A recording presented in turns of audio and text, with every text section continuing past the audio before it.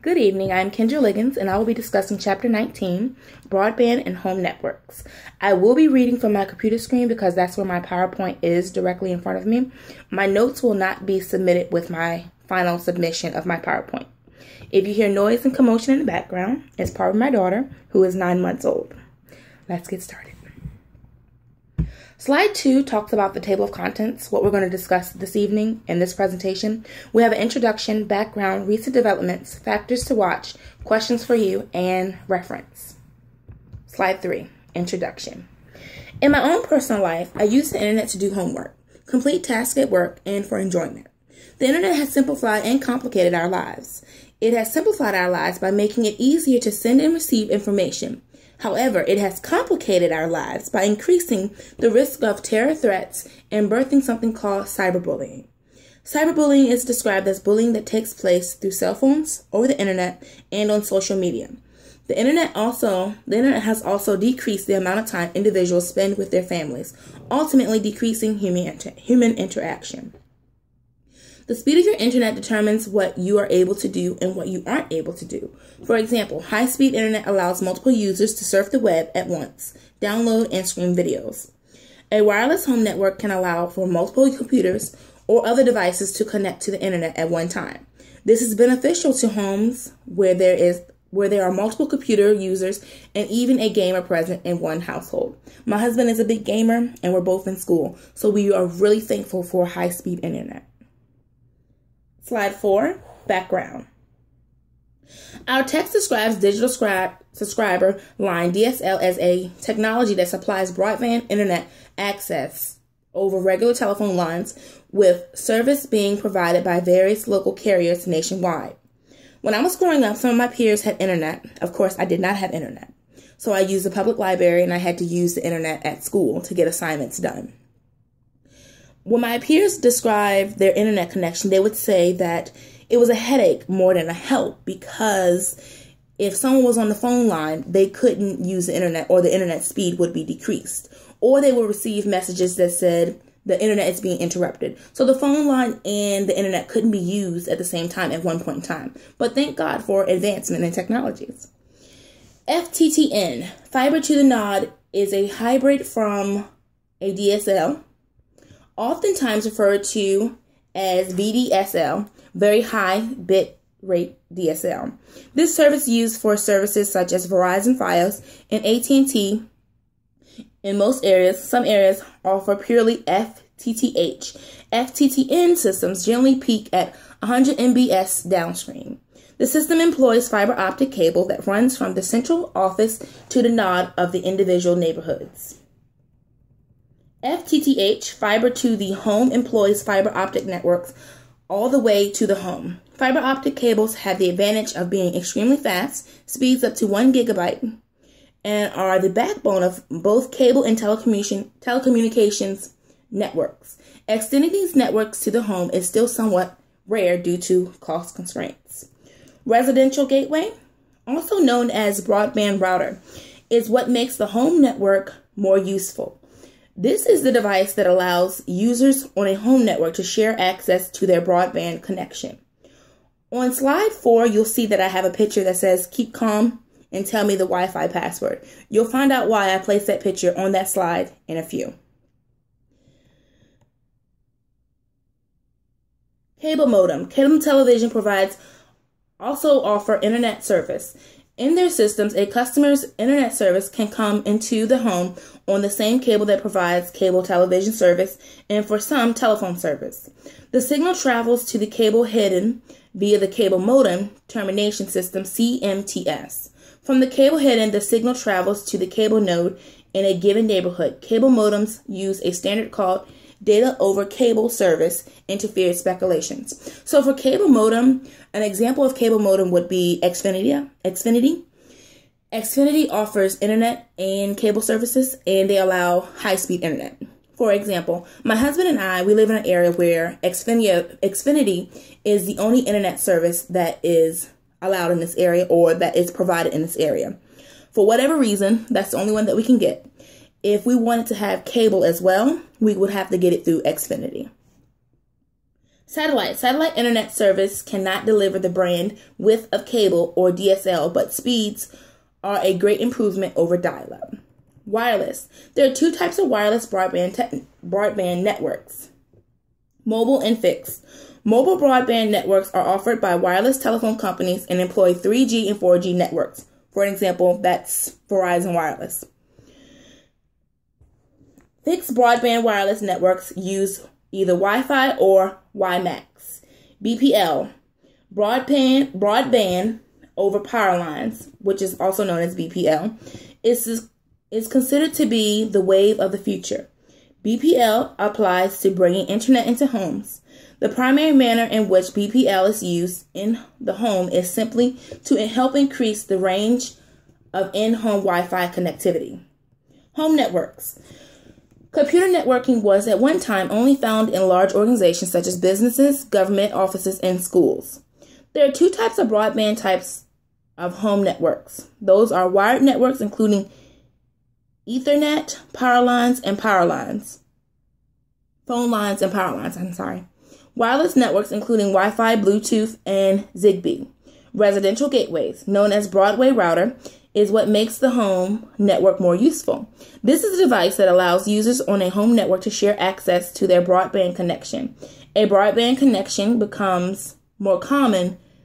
The one pipe coming into the home will most likely carry numerous services such as internet, phones, and internet. A residential gateway connects the home network to the broadband network, so all network devices in the home can be used at the same time. Now, I said that you would see why I put the picture, "Keep calm and tell me the Wi-Fi password" on this slide. Have you ever had some company come over to your house and they automatically ask you, "What is a Wi-Fi password?"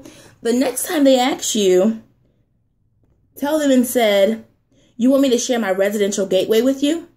The look on their face will be priceless. Slide 5. Telecommunications Act of 1996. This was really interesting, you guys, and I saw some videos on YouTube, but I didn't include them in the slide because they were really long. But in your spare time, I definitely encourage you to look up the Telecommunications Act of 1996. The Telecommunications Act of 1996 is the first major overhaul of telecommunications law in almost 62 years. The goal of this new law is to let anyone enter any communications business. To let any communications business compete in any market against any other. The Telecommunications Act of 1996 has the potential to change the way we work, live, and learn. Does that sound familiar? Sounds like the internet. It will affect telephone service, local and long distance, cable programming, and other video services, broadcast services, and services provided to schools. According to The Hill, the 1996 Act unleashed nearly $1.4 trillion of private sector investment over the next decade that laid the fiber and built the networks that enabled the ecosystem of devices, services, and applications that fuel our daily lives. Today, because of the 1996 Telecommunications Act, volumes of information extend beyond the stacks of books in the Jefferson Library and into the homes of schools of every kid in America. The pencils and paper tablet of yesteryear have given way to the Pixel and electronic tablets of today. Kids growing up in Massachusetts and Texas can now read the works of Jefferson on their iPads.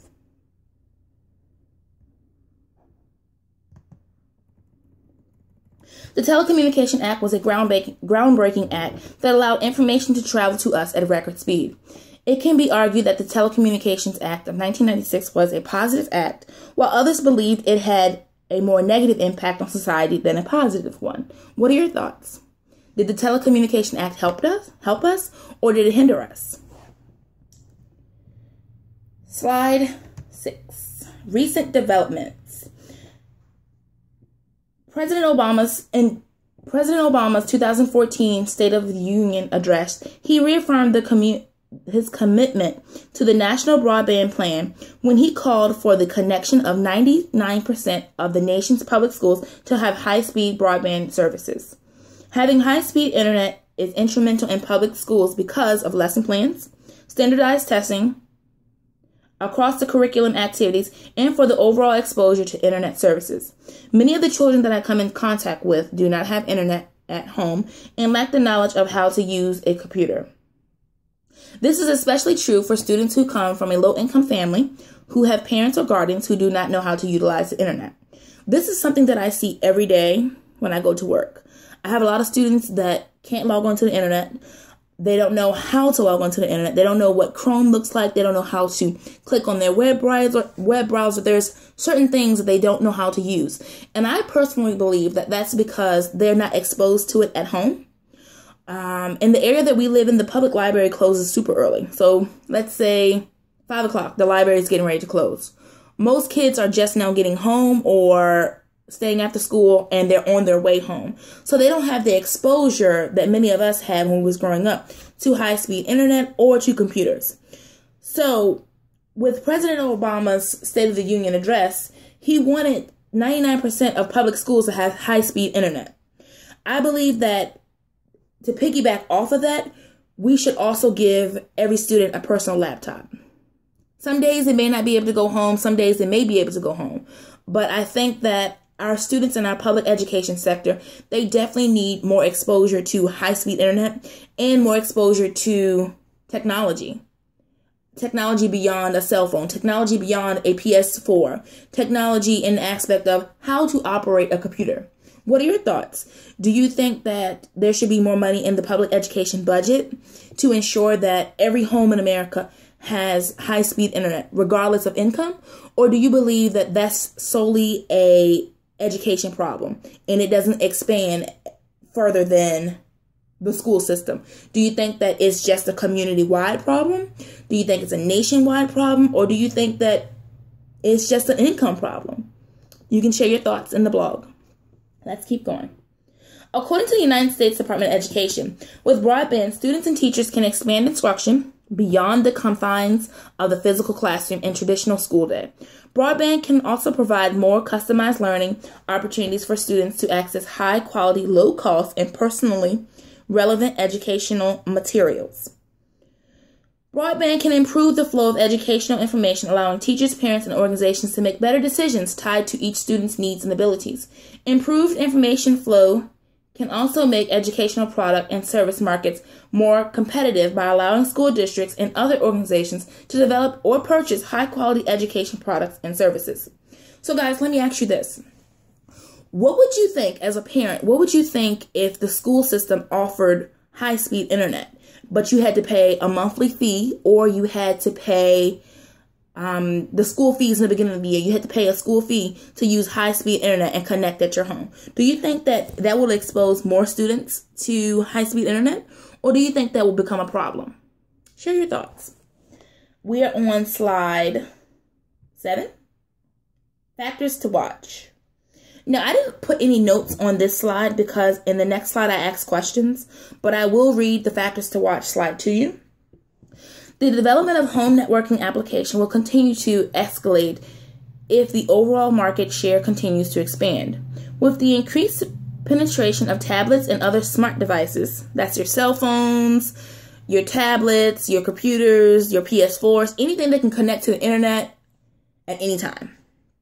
The home networking device market is expected to grow to more than $45 billion by 2018. Guys, it's 2018. Where do we stand as far as home networking applications? Let's go to the next slide. Questions for you. Our text was written in 2016. It was projected that in 2018, which is now, the home networking device market would grow to $45 billion.